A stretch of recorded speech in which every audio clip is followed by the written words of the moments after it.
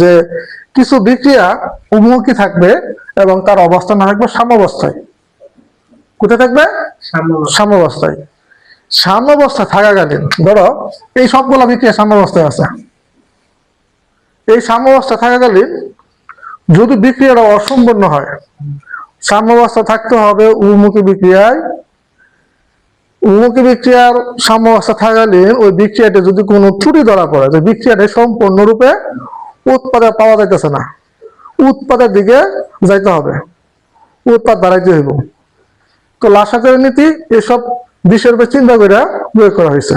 তো দেখো লাসাতের নীতি তাহলে চায় যে সামনের অবস্থানটা যেন উৎপাদের দিকে যায়। এখন কথা হলো সামনের অবস্থানটা কি?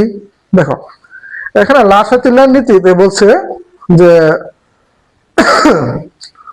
যদি উন্মুখী বিক্রিয়ার যে একটা সাম্যাবস্থা থাকে, সাম্যাবস্থার পরিবর্তন না যেন উৎপাদের দিকে যায়, কখনো যেন বাইঙ্গা বিক্রিয়ার দিকে না আসে। এখানে তাপের প্রভাব খাটাইতে হবে, তাপ একটা নিয়ামক খাটাইতে হবে। তুমি বুঝবে কেমনে? প্রশ্ন কিন্তু চলে আসছে।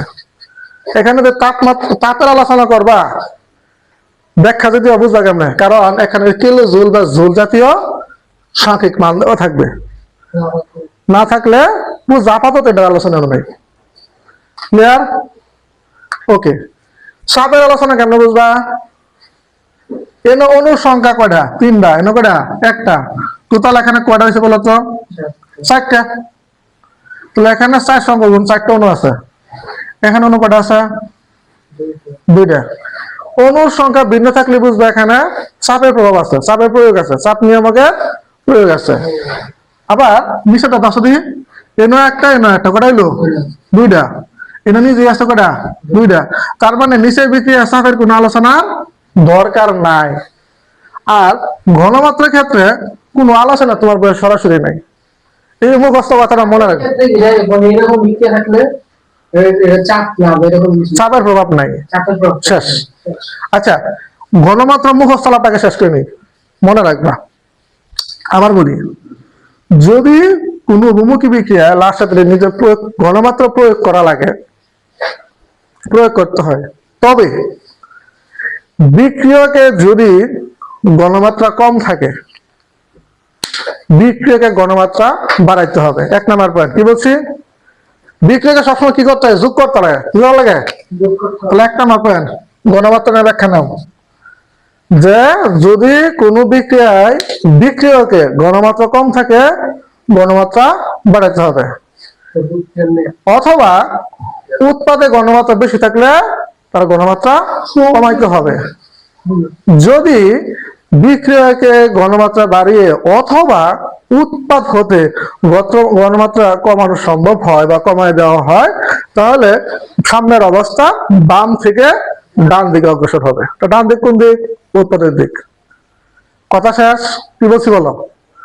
যদি কোনো সাম্যাবস্থা থাকাকালীন একটা বিক্রিয়ায় ঘনমাত্রা প্রয়োগ করতে হয়, তাহলে বিক্রিয়া হয়তো যোগ করতে হবে ঘনমাত্রা, নয়তো উৎপাদিত বিক্রিয়া ঘনমাত্রা সরাই নিতে হবে।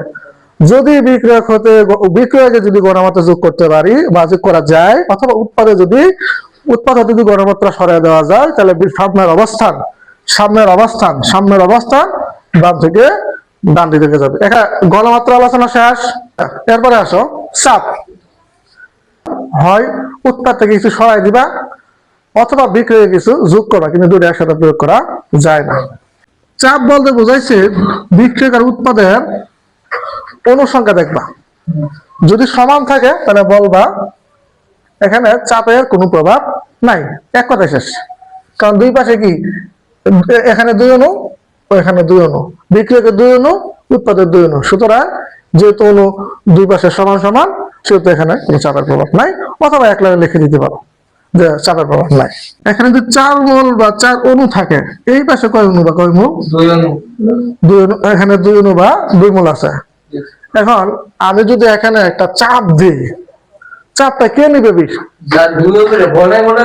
কারণ হলো 4 অণুতে যখন আসবে সে বলবে আমার এখানে চাপ তোমার চেয়ে বেশি আছে। তাহলে চাপটা আমি যদি দিই, তাহলে চাপটা অবশ্যই এই পাশে যাবে না, কোন দিকে যাবে? অবশ্যই বিপদ দিকে। তাহলে ডান দিকে যদি যে কোনো নিয়ামকের ফলাফল মানে প্রশমিত হওয়ার জন্য ডান দিকে যদি যায় তাহলে লাভ আছে। যদি কোনোভাবে এরকম হয় যে এখানে এ বি, ঠিক আছে, র্যান্ডমলি দিলাম আর কি, একটা বিক্রিয়া দিলাম, ঠিক আছে। এখন আমি এখানে চাপ প্রয়োগ করলাম, এখন বলো এই চাপটা কোন দিকে যাবে, ডান দিকে না বাম দিকে? আচ্ছা, তাহলে আমি যদি এখানে চাপ প্রয়োগ করি তো বুঝতে পারতেছি এদিকে মাত্র দুইটা আছে, ঠিক না? দুই সংখ্যক মূল আছে বা দুই সংখ্যক অণু আছে, ঠিক না? এখানে কটা আছে? তিনটা। তাহলে উৎপাদ থেকে বিক্রিয়া চলে আসতেছে না? আমরা কি বলছিলাম, উৎপাদ থেকে যদি সাম্যাবস্থাটা বিক্রিয়া চলে আসে মানে বিক্রিয়া ভাঙতেছে, উৎপাদ ভাঙতেছে, উৎপাদ ভাঙিয়া বিক্রিয়াকে রূপান্তর হইতেছে। তাহলে উৎপাদ ভাঙিয়া যদি বিক্রিয়াকে রূপান্তর হয় তাহলে ব্যবসা লস। আমার উদ্দেশ্য হলো বিক্রিয়কে একসাথে করে উৎপাদে রূপান্তর হওয়া, উৎপাদ ভাঙা না। তাহলে এই বিক্রিয়া যদি আমি চাপ প্রয়োগ করি যেটাতে, তাহলে অবশ্যই প্রত্যাশিত মান পাওয়ার চেয়ে ভাঙে যাওয়ার সম্ভাবনা 100%। এখন রনক বলবা এটার মধ্যে আমি লাস্টের দিলে নীতি প্রয়োগ করলাম, কিন্তু কেমনে প্রয়োগ করবো না? আচ্ছা, তাহলে সরাই নিবেন। গুড। কি সরাবো জানি না, কিন্তু বলতে হবে উৎপাদ থেকে মূল সংখ্যা বা অনু সংখ্যা সরাইতে হইব। ক্লিয়ার? তাহলে আমি বলছিলাম হয় সরাইতে হয় যোগ করা লাগে। গুড। তাহলে চাপের আলোচনাটাও শেষ। রিপ্র 1 নম্বর বিক্রিয়ার মধ্যে তাপ কোথায় আছে? উৎপাদে আছে না বিক্রিয়ায় আছে? তাপ আছে যে সম্মুখে মানে উৎপাদে আছে।